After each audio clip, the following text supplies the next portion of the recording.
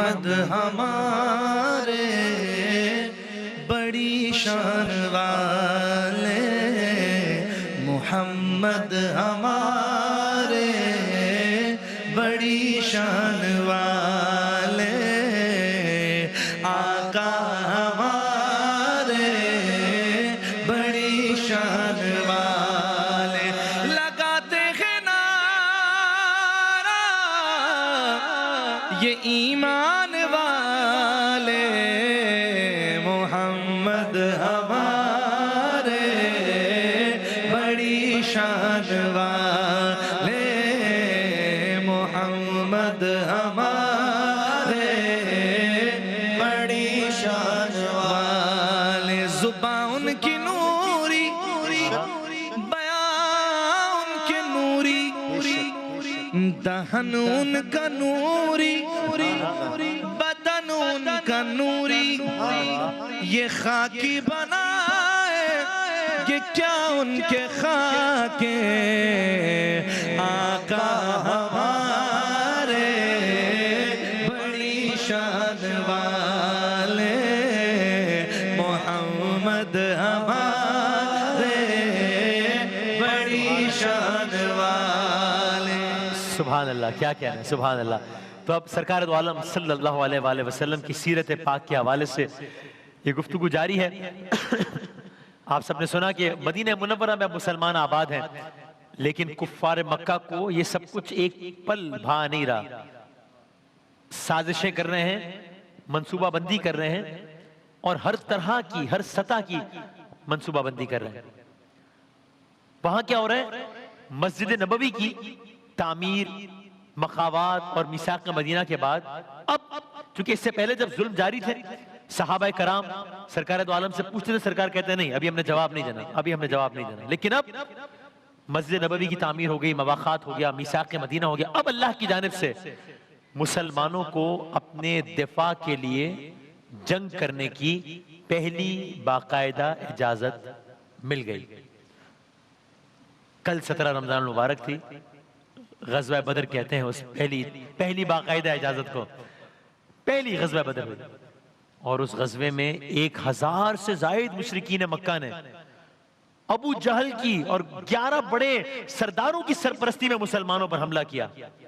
تو یہاں 1000 سے زائد تھے اور یہاں 313 تھے، تعداد میں واضح کمی، ملٹیپلائی بائی 3 ہے، یہ 313 کہاں اور 1000 کہاں، پھر جنگی ساز و سامان شدید قلت، لیکن سب کے باوجود ان کے مقابلے میں نکلے اور فوجوں کا سامنا ہوا بدر کے مقام کے قریب۔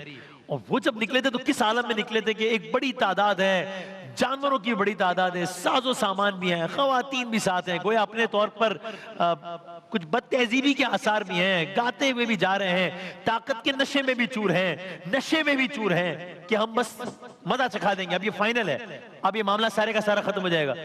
اور ان کو بظاہر اپنی طرف سے یہ معاملہ بڑا سادہ نظر آ رہا تھا کہ بھائی 1000 کہاں، 300 کہاں، اتنا سامان کہاں، اتنا سامان کہاں، اتنی سواریاں، اتنی سواریاں۔ تو یہ تو اگر میں اپنے الفاظ میں کہوں، ان کو لگ رہا ہوگا کہ یہ تو میچ ون سائیڈڈ ہے، یہ تو کوئی مقابلہ ہی نہیں ہے، یہ تو بس اب معاملہ ختم کرنا ہے۔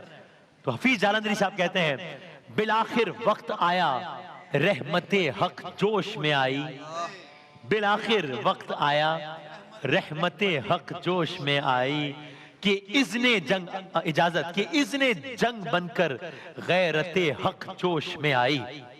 کیا ہوا؟ جس طرح کلرز کیا تھا، سرکار نے اگر یہ کہا ہے کہ ہاں لڑنے کی اجازت ہے، تو ظاہر ہے سرکار نہیں کہہ رہے، تو اللہ تعالیٰ کہہ رہا ہے، سرکار وہی کہتے ہیں جو وہی کہتی ہے۔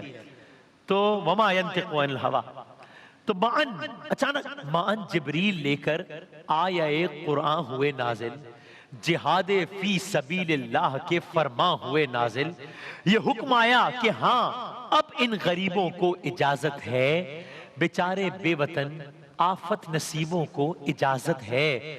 کن کو؟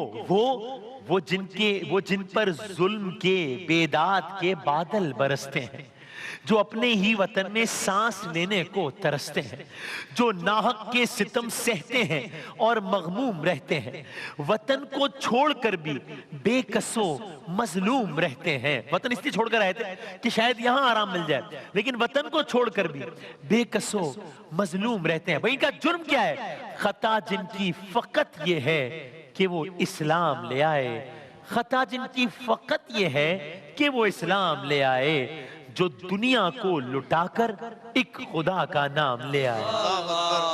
دنیا سب کچھ، دنیا کو لٹا کر ایک خدا کا نام لے آئے، جنہیں دشمن تہیا کر چکے ہیں تنگ کرنے کا، ہے ان کو اذن حملہ آوروں سے جنگ کرنے کا۔ خدا ظالم کے منصوبوں کو رد کرنے پہ قادر ہے، خدا مظلوم لوگوں کی مدد کرنے پہ قادر ہے۔ تو اب اللہ تعالیٰ کا اذن مل گیا۔ ہجرت مدینہ کے بعد بھی مشرکین کے دلوں میں کفر کی آگ ٹھنڈی نہیں ہوئی تھی، اور ان کے سرداروں اور شاعروں نے سرکار دو عالم صلی اللہ علیہ وآلہ وسلم کے خلاف ایسی پروپیگنڈا مہم چلائی کہ 1100-1200 لوگ وہاں جنگ کے لیے تیار۔ اب آگے وہ اشعار آ رہے ہیں، بس وہ منظر کشی ایک بار پھر سن لیجئے، پھر اشعار سنیے۔ ان کی قیادت میں مکے کے بڑے بڑے کفار ہیں، بڑے بڑے سردار ہیں۔ یعنی لشکر کیا ہے؟ شیطانوں کا ایک غول ہے، گاتے ہوئے جا رہا ہے، گانے بجاتے ہوئے جا رہا ہے، آنے والی ہر چیز کو تہس نہس کرتا ہوا جا رہا ہے، لات منات اور عزا کے نام کے نعرے لگاتے ہوئے جا رہا ہے، اسلحے سے لیس ہے۔ مکے سے ایسے نکلے ہیں کہ گویا انسانیت لرز جائے، گویا زمین بھر کے شیاطین ایک جگہ پر جمع ہو گئے ہوں۔ منظر کو حفیظ جالندری صاحب نے ان الفاظ میں بتایا، اٹھا ایک غلغلہ، ہر شخص تیاری لگا کرنے، ہر ایک تائید خوریزی و خوخاری لگا کرنے۔ یہ لشکر مشتمل تھا 1150 جوانوں پر، دلوں میں بغض، نعرے کفر کے ان کی زبانوں پر، دلوں میں بغض، نعرے کفر کے ان کی زبانوں پر۔ قریشی فوج کو لے کر چلا شیطان مکے سے، مدینے کی تباہی کو اٹھا طوفان مکے سے۔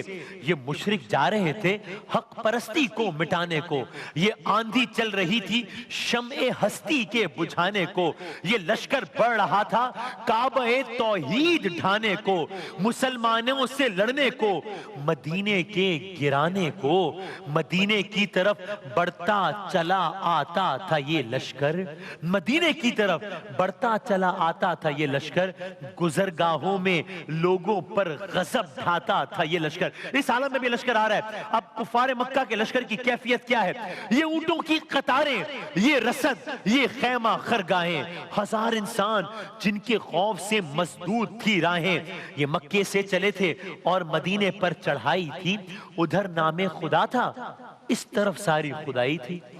کیا خوبصورت موازنہ کہ بھائی اگر دیکھا جائے تو بظاہر خدائی، خلقت، مال، دولت، اسلحہ، انبار، یہ سب ادھر ہے، خدائی ادھر ہے۔ ادھر کیا ہے؟ ادھر خدا ہے، ادھر نام خدا ہے۔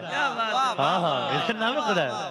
تو کہا بھائی یہ اونٹوں کی قطار ہے، تو یہ مکے سے چلے ہیں، یہ اونٹوں کی قطار ہے، یہ رسد، یہ خیمہ خرگاہیں، ہزار انسان جن کے خوف سے مسدود تھی راہیں۔ یہ مکے سے چلے تھے اور مدینے پر چڑھائی تھی، ادھر نام خدا تھا، اس طرف ساری خدائی تھی۔ ہاں ادھر نام خدا تھا، اس طرف ساری خدائی تھی۔